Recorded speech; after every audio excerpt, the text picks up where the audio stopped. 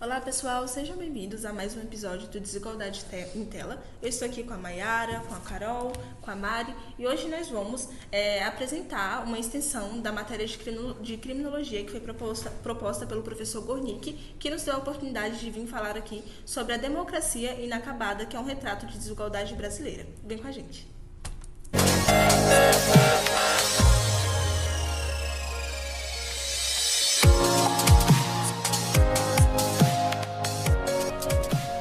A gente vai falar sobre o relatório da... Todas as informações nossas são baseadas no relatório do Oxfam, que foi realizado em 2021. Ele fala sobre a crise econômica que aconteceu em 2015 e que já mostrava uma desigualdade social. E ela acabou ficando mais evidente com a pandemia mundial de 2020. Esse relatório ele mostra a relação entre as desigualdades e a democracia no Brasil. E ele sempre fala sobre a participação e a representação para se ter uma sociedade mais justa. E aí ele adota ali, ele fala que é necessário ter políticas sociais inclusivas para diminuir essas desigualdades. E também precisa ter uma representação maior dessas pessoas, dessas minorias. Então a gente corta. Pode falar. A representatividade é importante num país que é majoritariamente composto por negros e pardos. E quando no que a gente tem no Congresso, a representação majoritariamente branca. Sim, a maior parte da população tem a menor parcela de representatividade, né? Sim, exatamente. E é importante ressaltar, né, que o propósito da Oxfam com essa pesquisa foi exatamente isso, trazer uma resposta que possibilita, né, a sociedade entender o porquê dessa desigualdade, né, o porquê que tem mais pessoas brancas lá dentro do poder, dentro dos senados, e as negras, a minoria, né, que são as excluídas do poder, estão fora. Esse é um ponto importante, né, a se ressaltar. Inclusive a população indígena também, né, se encontra praticamente marginalizada. Exatamente. Um percentual muito pequeno, né, de ocupação. E falando nisso, Mayara, você sabe a quantidade de mulheres negras eleitas na última eleição? Em 2018, teve apenas 77 mulheres de 521 deputados, apenas 77 eram mulheres. Então, assim, se a gente for analisar mesmo, de 521 pessoas, apenas 77 mulheres e 436 homens, é muito desproporcional. Muito desproporcional. E a gente não pode esquecer que são essas pessoas, né, que produzem as leis para que todos cumprimos. E como é que eles vão produzir leis se eles não conhecem a realidade? Os deputados ainda. Essa é uma questão extremamente importante, né, Mari e Mayara, porque dentro do Senado Federal, em 2018, das 54 cadeiras, quantas que foram ocupadas por mulheres, Aline? Quantas cadeiras foram ocupadas? Isso é uma boa pergunta, porque dentro do cenário federal é evidente essa desigualdade.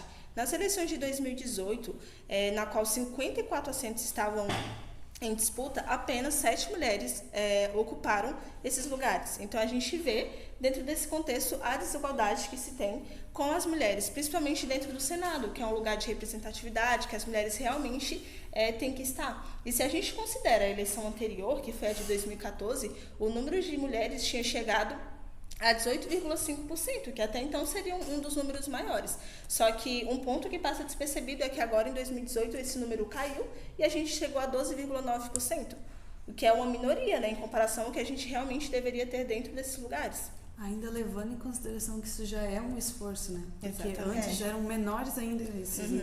Então virou obrigatório que existisse a presença feminina. E mesmo assim, em relação ao mundo, o Brasil é um dos países que menos tem mulheres em cargos políticos. Sim, exatamente. E mesmo sendo obrigatório, né, os partidos terem uma porcentagem de 30%, né, de mulheres, a gente teve aquele escândalo também que usavam mulheres laranja dentro dos partidos, né? Então só acontece esse tipo de coisa e caminha um pouco e um pouquinho volta para trás, porque agora não faz muito tempo eles eles estão trazendo ali a discussão, acho que foi 2021, a discussão de novo para não ser mais obrigatoriedade, mas ser uma recomendação que os partidos mantenham 30% das mulheres. Então, é uma regressão, realmente. Então, a gente precisa sempre continuar lutando, continuar lutando. A luta tem que continuar. E agora aqui, em um contexto, né, do Senado Federal, quantas são as mulheres, Carolina, que ocuparam das 21 vagas no total? Hoje, das 81 vagas, na verdade. 81 vagas, exatamente. 81 vagas, apenas 10 são mulheres. 10 mulheres? 10 mulheres. Nossa, de 81 vagas. A gente falou sobre das 54 vagas, que tinham apenas 7. Uhum. E aí, se a gente juntar o total do Senado, que é 81, porque a votação é sempre a cada 8 anos, né? A eleição do Senado é a cada 8 anos. Uhum. Então, de 54 que estavam as vagas disponíveis, apenas 7. E se tu pegar todo o Senado, com 81 pessoas, apenas 10. Então, assim, são 71 homens. E 71 homens, majoritariamente brancos, classe média, classe alta. A gente vai trazer também a questão porque ainda tem dos negros, dos índios, Exatamente. A gente ainda traz aqui. Ainda tem essa questão, são 10 mulheres, mas 10 mulheres, né? De que classe? Exatamente. 10 mulheres que representam quem? Quem, exatamente. Bom ponto. Exatamente, é uma desigualdade, né? Falando em desigualdade, alguém poderia me responder a quantidade de porcentagem de homens negros pardos que se elegeram, né, dentro desse relatório? Então, primeiramente é bom frisar nessa questão que 126 parlamentares autodeclarados, né, negros ou indígenas foram eleitos em 2018, o que representaria em torno de 24,56% dos assentos da casa, o que é muito pouco, né, comparado assim as pessoas brancas que estão lá dentro. E outro ponto a se falar também é que em 2018, 14 mulheres, só que sendo 13 negras e 1 indígena, foram eleitas deputadas federais. O que é muito bom, né? Um avanço muito bom, só que a gente não pode parar nisso. A gente tem que buscar, a gente tem que desejar mais, porque elas representam apenas 2,72% das cadeiras das câmaras dos deputados, o que é muito pouco. E entre essas eleitas também estava a Joênia, né? Que ela é uma indígena, foi a primeira indígena eleita. Sim. Para as cadeiras na Câmara dos Deputados. Isso é uma conquista enorme, nós ficamos muito felizes com essa conquista, mas a gente tem que se conscientizar que isso ainda é pouco. A gente precisa de mais indígenas, a gente precisa de mais negras dentro, né? Precisamos de mais mulheres também. Nós precisamos dessa representação lá dentro. Eu acho que agora deu até aumentou o número, né, de indígenas nessa eleição de 2022. Sim, nessa eleição de 2022, a parente Célia Chacriabá a Célia Chacriabá, a Sônia Boni Guajajara, e a Joênia não conseguiu a reeleição. A minha comadre também, que é de Chuí de Chapiruri, também não conseguiu se eleger, mas conseguiu uma votação boa aqui em Santa Catarina, 35 mil votos. Nossa, foi uma boa votação, assim, e a gente espera que mais pra frente a gente consiga colocar ela lá também, uma guerreira. E é isso, acho que as mandatas coletivas aqui também começaram a funcionar aqui no nosso estado, então... É um progresso lento, mas ainda é um progresso, né? Enquanto estamos caminhando para uma... Exatamente. E eu quero seguir nesse ponto, né? Aproveitar que a Mari está em fala aqui. Ela é uma indígena e como ela tem fala nesse ponto de desigualdade, eu queria saber de você, eu acredito que vocês também, quem está assistindo também quer saber, quais os elementos constituem barreiras de acesso a candidaturas negras e indígenas no Brasil? Então, as candidaturas negras e indígenas no Brasil, né, elas têm mecanismos seletivos, como o professor Gornick gosta de falar, né, que existe uma seleção e esses mecanismos, eles selecionam a classe branca, a classe média alta e excluem a maioria da população, né, que fica subrepresentada. E um dos pontos principais é o acesso a recursos de campanha, porque tem aquela porcentagem, né, que é destinada, a maioria é branca, então o recurso é reduzido. Teve uma lei que foi julgada pelo Lewandowski lá, que ele fez obrigatoriedade que a quantidade de porcentagem tivesse a mesma quantidade de valor para recurso de campanha, né?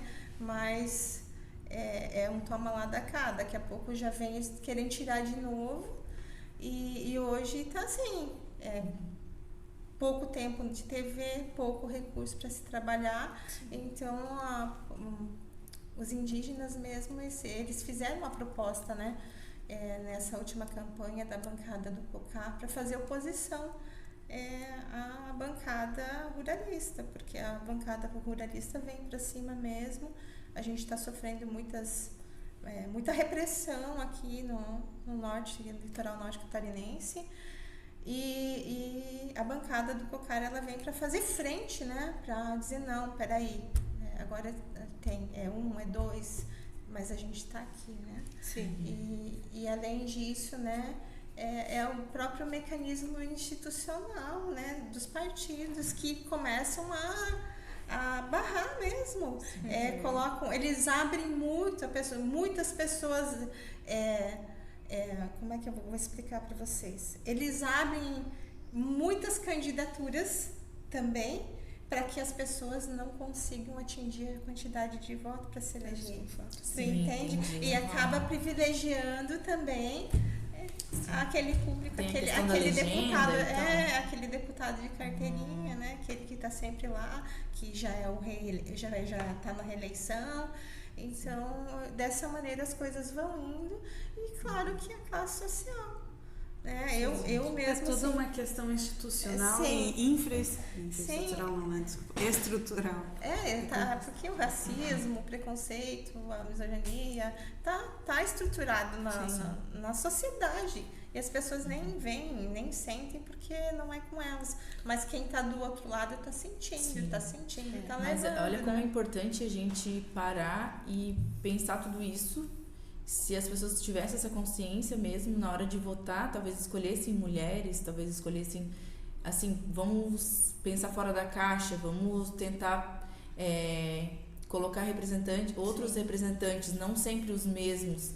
Não sempre, né? Sempre os homens, sempre os brancos, sempre... E tentar mostrar, né, que na realidade tentar fazer diferente, tentar mudar, isso é democracia, né? É mudar, colocar outras pessoas com outra visão. Com outra perspectiva, porque... Com outra realidade social também, né? Sim, porque é outra coisa, é outra linha, porque assim...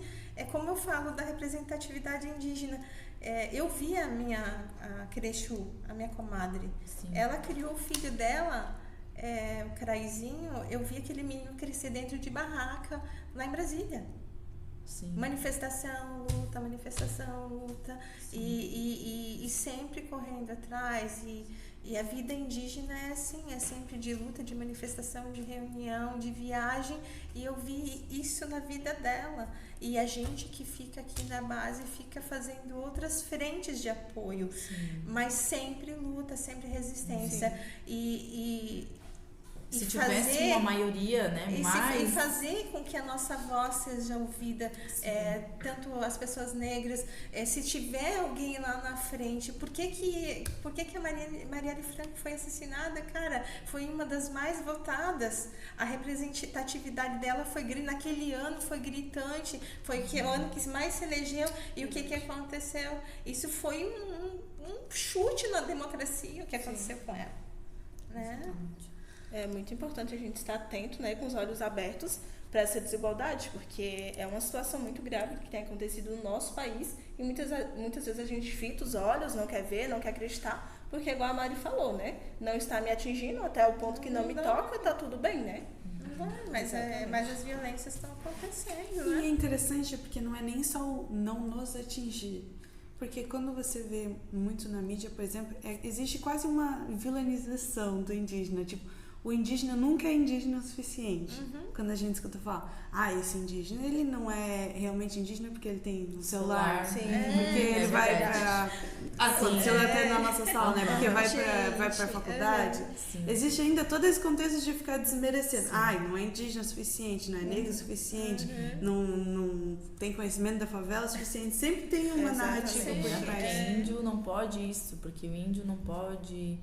A cultura é muito... E isso em todos os contextos, né? A gente está falando de indígena porque E tem hoje- a Mari aqui representando, mas é. igual a Carol citou, nas favelas, tudo isso engloba bastante, né? A própria comunidade LGBTQIA+, Sim, também também. sofre Demais. muito preconceito. Exatamente.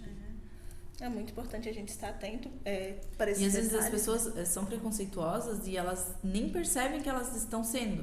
Sim. Às vezes é uma fala, uma coisa que Sim. pra ela é uma brincadeira, mas pra pessoa que tá ouvindo, Sim, né, mas por atinge quê? muito. Porque A estrutura a toda, né? estrutura toda foi Exatamente. montada dessa maneira. Sim.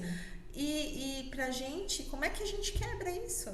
A gente quebra com representatividade, com educação, Sim. com mais universidade Sim. e mais acesso. Sim. Né? Eu acho que é isso. E é isso, gente. A conversa está Tava ótima. ótima. Estamos caminhando para o final. Quero agradecer muito a presença de vocês aqui. Espero que vocês que estejam assistindo tenham gostado, que vocês também se interessem mais por estudar esses assuntos, né? E busquem sempre escolher pessoas que representem a sua realidade, sabe? Busque representatividade dentro dos lugares que necessita ter, como no Senado, na presidência. E a gente agradece muito a presença de vocês e até mais. Até mais.